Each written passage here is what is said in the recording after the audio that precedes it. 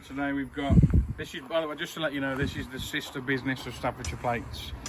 So half of me is Staffordshire Plates and half of me is LJD Tyres. So we've got a Vauxhall Mokka. If you come around the back, I'll just cover the rest. Last of the number plate. First, we've got 65 plate Vauxhall Mokka. So what, first things first, we get the machine, which is the TPMS tool. By the way, this video is how to code and relearn the TPMS sensors. On this, there's two sensors that the battery's gone on the sensors, so we need this machine to be able to code them in. So because this machine's half American or something not English, Vauxhall, we have to go Opal.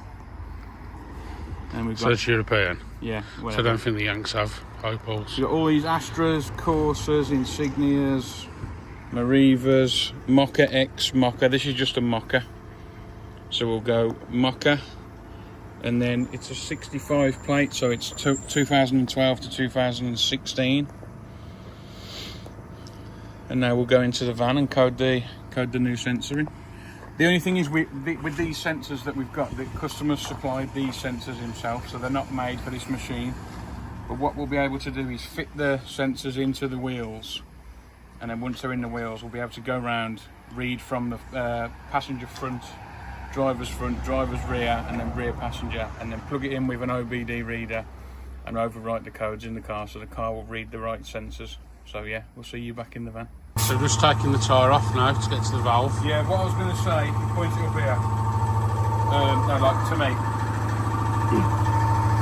There's no point me showing you how to take the wheel off, because if you know how to take the wheel off, you'd be doing this yourself anyway. I'm just going to show you that you can see the valve there. Look. Here we have the genuine Vauxhall TPMS sensor, which is now broken. I'm going to show you this. On the actual machine, you've got two Wi-Fi symbols, so the new valve or the old valve. Put it on either side and it'll pick it up. So what I'm going to do, put that in my pocket so it's out of the way.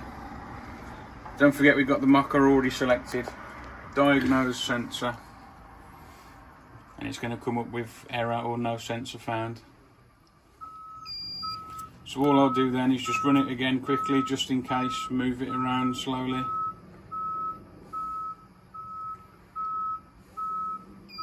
And it's still not picking anything up, so what we're going to have to do is change that sensor for this sensor here. So it looks slightly different. All the difference is this one's aftermarket and that this one in the wheel there is genuine. There's no real difference, they both work the same. And let me just get the toolkit.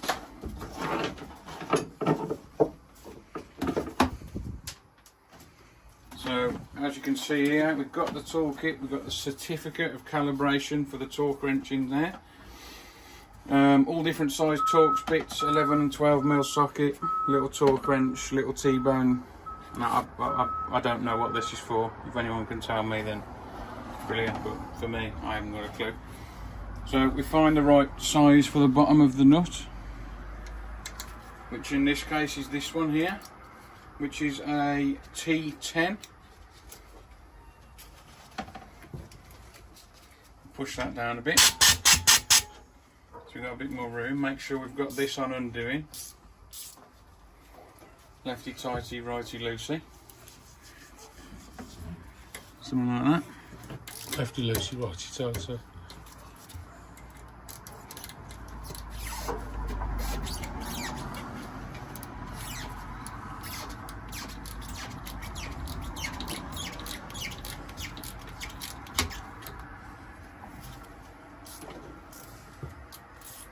Which is a rookie error, because I was just actually tightening that, ladies and gents.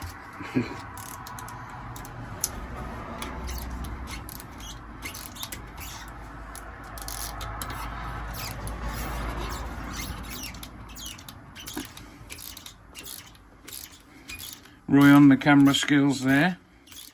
Alright, top fucking camera recorder out here. This will only be a quick short video anyway.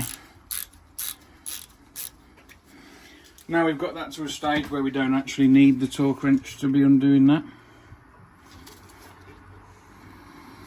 But I always put my finger over the end of the Torx bit because you can drop it quite easy.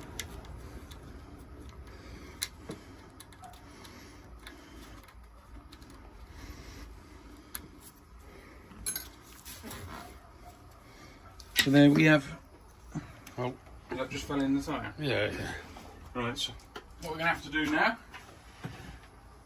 On the simple occasion, normally you don't allow that to happen. I'll be honest. On the occasion today, we do let that happen. What we're going to do now is we're going to just cut the old valve out. If I knew where the knife was, so we need to get the old valve out. So all we do is you just cut the rubber.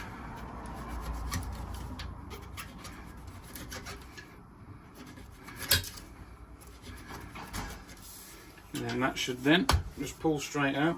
So normally you don't have to do this, but because I've dropped the sensor inside the wheel, I'm going to have to take the tyre off.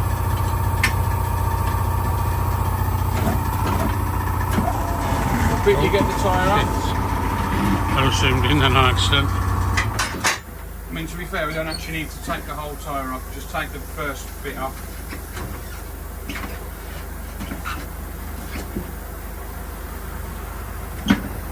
There's the old sensor there, which is no good. There's no, as you look at the sensor, there's no actual sign of it being no good. Sometimes you might be able to see that on the camera there. There's a slight bulge where the battery goes. Don't know if you can see that. Not really. But sometimes that's the sign of it's gone. You get a slight bulge on the back. But we'll now refit this tyre. Bit of soap. Big up my dad on the paintbrush, or whatever brush that's for.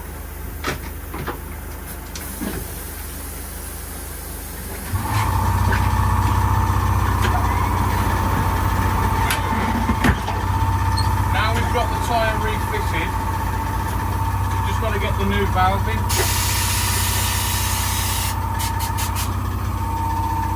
So, reverse of the procedure we just done without the knife. We'll get a little bit of lube on our glove. We'll spread it around there, that will make it a little bit easier. There's your new valve. I've not got to do any coding at the minute because it's already got its own coding on. Just get it put through the hole. Screw this down as far as it will go so you don't stretch the threads.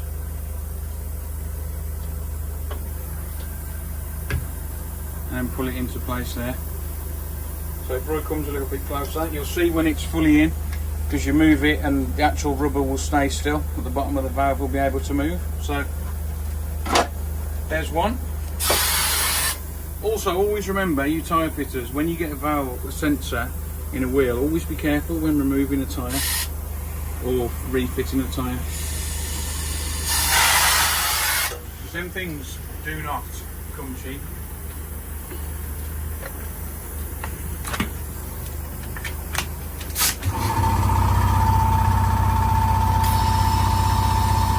Going up now to about 36 psi. Don't ask me how I know that, I just know every car what it needs in.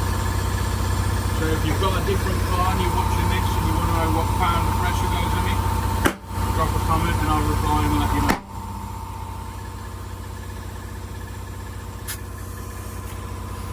And the next step is a very vital step.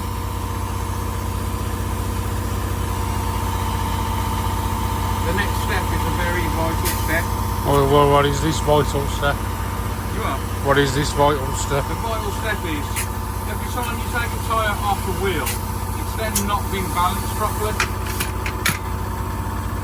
So what we're going to have to do now, we're going to have to stick a dust cap on to make the job complete with the valve. So that's the valve complete.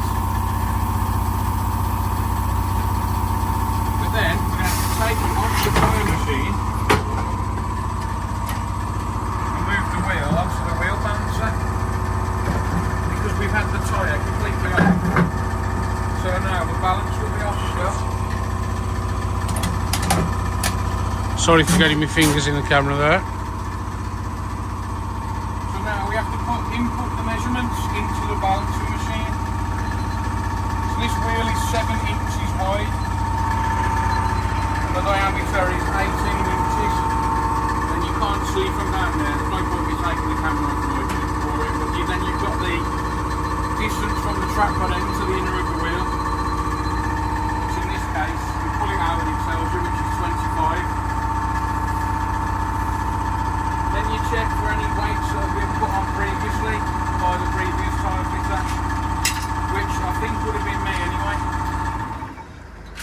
because I've done some tyres on this before for the lad, but it used to be his mum and dad's car.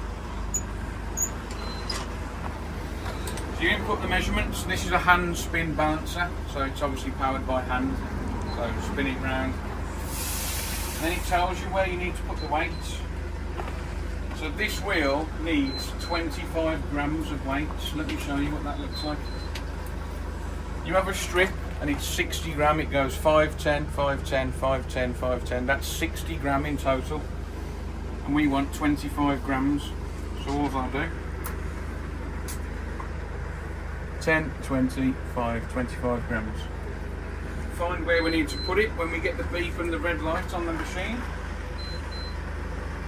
Put your fingers at 12 o'clock, spin it round, give it a bit of a clean, stick your weights back on, another hand spin there. Try and keep the van as still as you can, otherwise it messes with the balance. And there we go, we've spun it up to 0, so now we can put this wheel back on the car.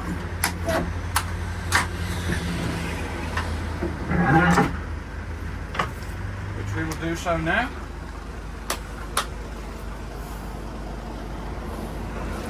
I've got my fingers in all sorts of these shots. I do apologise.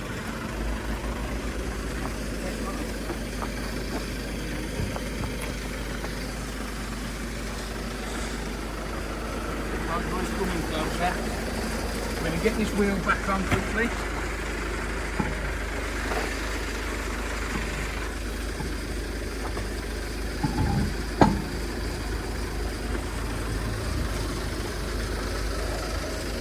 Get the nuts in situ, just on the start of the thread.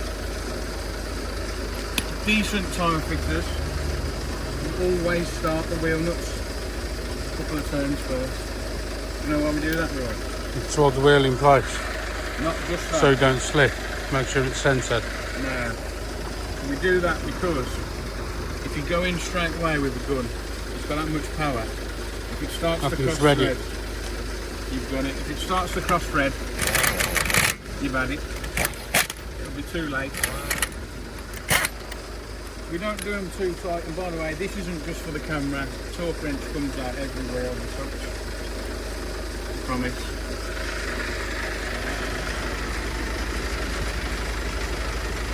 And this one's done. New valve. The valve's already got its own code on at the minute. We've got to now input that into the car. So I'm just going to quickly do the other one, but I'm not going to show me you doing the second one because we've already done the first one. So we'll be back in a short minute. What I'm going to do is quickly do the other one, and then we'll be back to the coding stage. So I'll show you me physically coding in there. Over to you, Roy, in the studio. Back with the torquing procedure. What we're going to do, start on the top, whichever.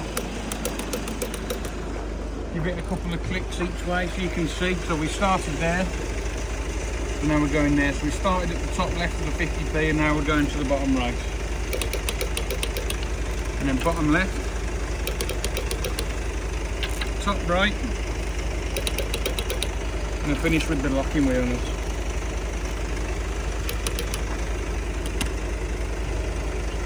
Replace caps if took off before.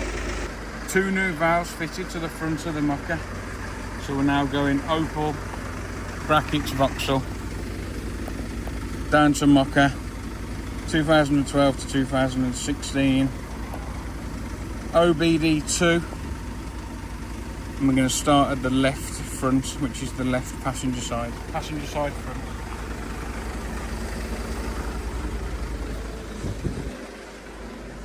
So I'll wait for Royston to get here and show you the screen. So we're at the left front now. We come down. There we go, we found that one. Bottom left there is the serial number, but it goes off straight away. Now we've got to go right front. So the way you do it is left front, rear right, and then rear left. So starting with the front end, you go passengers, drivers. Yeah. There's that one as well. And then to the back end. Yeah, and then drivers. right rear now, rear drivers and then rear passengers. Yeah.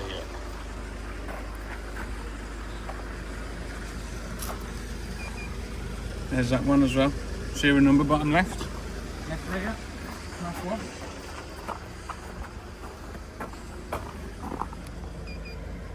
And there we go.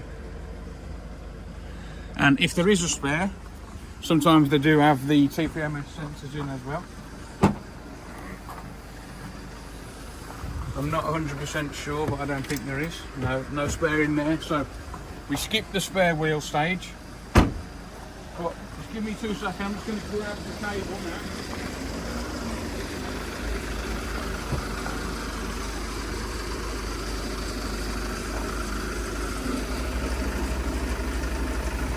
Right, now we have the cable.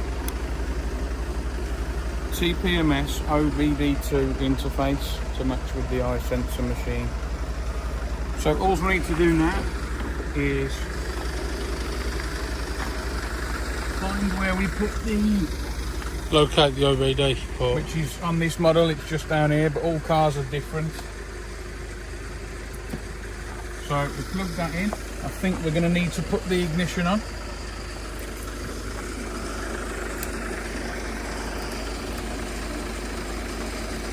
Okay, so we're plugged in down there. Ignition is on. Come a bit closer. I was just trying to get it all in the shot. OBD. Right, OBD2 connected. So now what we're going to do is we're going to write the car ID, which is basically what we've just done there, gone round left front, right rear, left front. It's took all the serial numbers, so now I'm going to press right. And I assume that deletes the old Yeah, ones. it's not, now it's just read the IDs and then it was overwriting them, so write successful.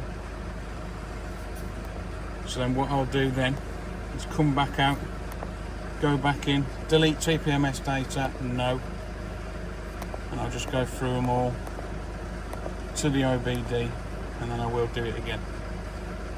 Or do you do it twice? Just to make sure it's definitely done it. Reading vehicle data, OBD right IDs, right successful. And then we turn the machine off. Unplug the actual OBD port from the port. And now, when we jump in, then we put our trusty machine to the side that we've just used. And we start the motor.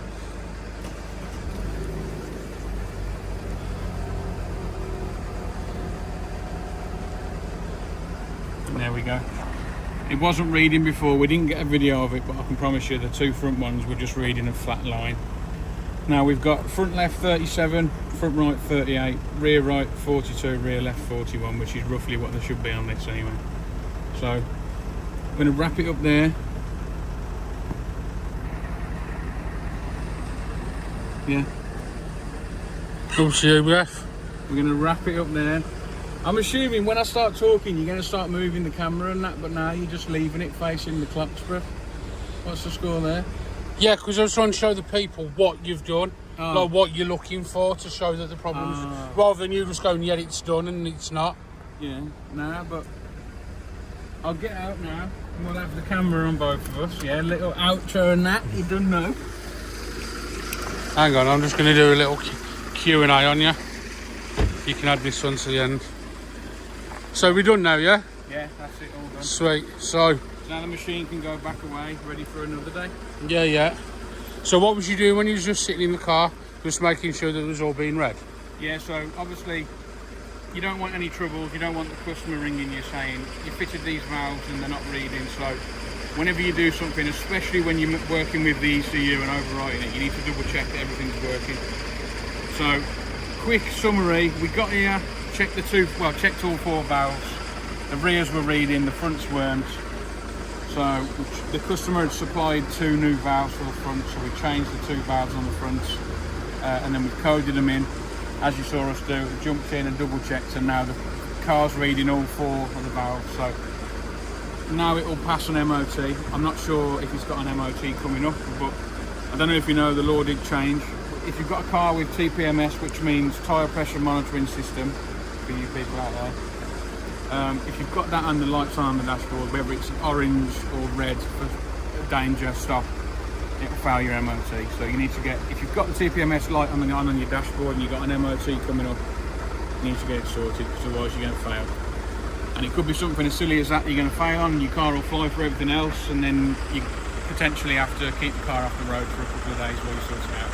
Stay on top of your TPMS light. Any problems that are like easy to fix, things that could happen when you're doing this job?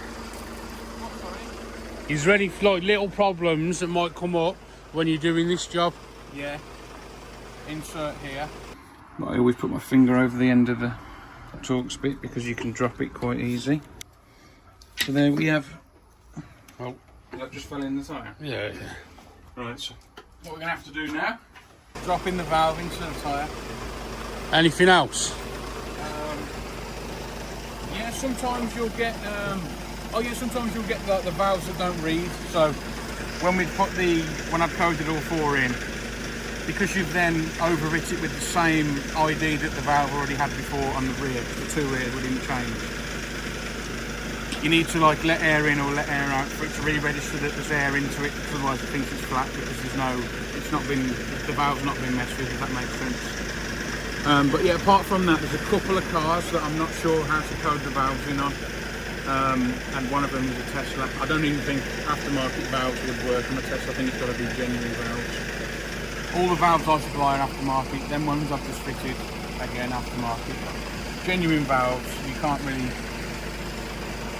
One, they're too expensive if you go to a dealer, and two, you need like sometimes a very different machine. Sometimes even a snap-on machine.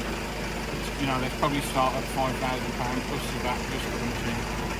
This machine here, I can't remember how much it cost me, but it was enough, I'll be honest, but it does the job. There is a new machine, an iSensor V2 or something it's called, which does exactly the same job. It's just got a bigger screen, more lights on it, but this one does it does exactly the same as the new one. You say you have to pay like a subscription or something, is that as well for your updates? Yeah, so I got this from my supplier, where I get all my tyres from. I think they did me a very good price on it. Now every year obviously you get an update because you get newer cars, different years, etc.